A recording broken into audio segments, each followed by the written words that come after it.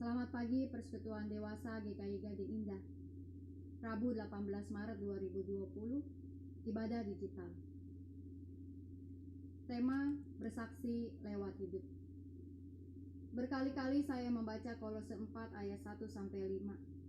Surat Paulus yang sedang terpenjara kepada jemaat di Kolose. Dan bagian ini membuat saya terharu.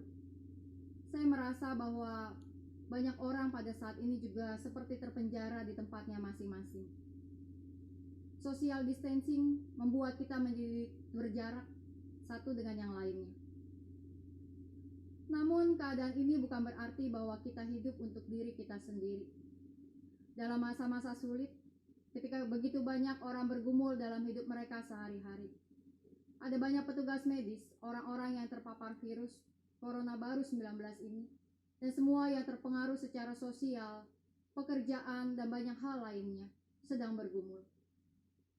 Maka berdoalah untuk mereka. Firman Tuhan mengingatkan bagi kita, bertekunlah dalam doa, dan dalam pada itu berjaga-jagalah sambil mengucap syukur. Terpisah oleh tempat tidak menjadikan kita terlepas, namun kita bersatu dalam doa-doa kita bersama.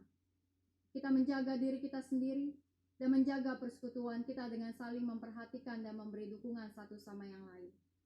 Kita tidak bisa bersekutu bersama di gereja saat ini, duduk bersama dengan mereka yang kita kenal, melemparkan senyum satu dengan yang lain, bernyanyi, berdoa, dan didoakan bersama-sama. Namun kita mau tetap bersyukur dengan situasi yang ada, bahwa di dalam semua hal yang membuat kita sulit, Tuhan masih tetap menjaga dan menyertai kita. Karena itu berdoalah untuk orang-orang yang kita kenal, untuk mereka yang bergumul dengan situasi ini. Berdoalah bersama-sama di tempat kita masing-masing, karena kita tahu bahwa dalam doa-doa kita dikuatkan dan diikatkan satu dengan yang lainnya. Biarlah kiranya Tuhan menolong kita semua untuk bisa bertahan melewati situasi ini. Dalam waktu yang kita punya ini, banyak hal yang masih Tuhan percayakan kepada kita. Firman Tuhan juga mengatakan, hiduplah dengan penuh hikmat terhadap orang-orang luar, pergunakanlah waktu yang ada. Mungkin ada banyak hal yang akan menantang kita untuk bisa beradaptasi dengan keadaan dan waktu yang ada saat ini. Dengan banyak aktivitas dan rutinitas yang menjadi berbeda, namun kita semua masih diberikan waktu dan kesempatan oleh Tuhan untuk menjalankan hidup kita. Maka isilah waktu yang ada ini dengan hikmat dan bijak.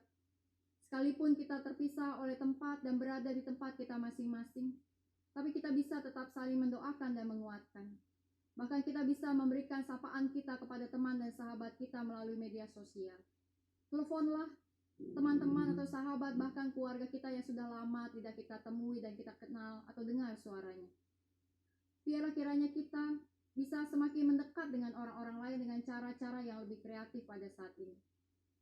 Ketika kita harus keluar rumah, maka sapalah dan bersikap ramahlah, tersenyumlah kepada banyak orang dalam hidup ini. Karena ada banyak orang yang juga sedang gelisah dengan hidup mereka. Dan biarlah Tuhan memakai kita untuk hadir di tengah-tengah mereka, menjadi kekuatan, menjadi keramahan, menjadi tanda bahwa kasih sayang Tuhan tetap ada. Kita mau mempergunakan waktu yang kita miliki ini dengan cara yang hikmat dan bijaksana, sehingga segala kehidupan kita dapat terus kita lakukan untuk tetap menjadi berkat bagi banyak orang lain. Tetap bersatulah di dalam persekutuan kita, saling menguatkan dan saling mendoakan. Ada banyak hal yang mungkin tidak kita pahami, ada banyak hal yang membuat kita mungkin merasa seperti terbatas dan terpenjara dengan situasi ini. Tapi kita mau meyakinkan diri kita bersama-sama, mengingat kembali bahwa kasih sayang Tuhan tidak pernah lepas dari kita. Perlindungan dan juga penyertaannya selalu ada. Jalanilah hari-hari kita dengan kekuatan yang dari Tuhan, dan tetaplah bersaksi lewat hidup kita kepada banyak orang. Tuhan melindungi kita.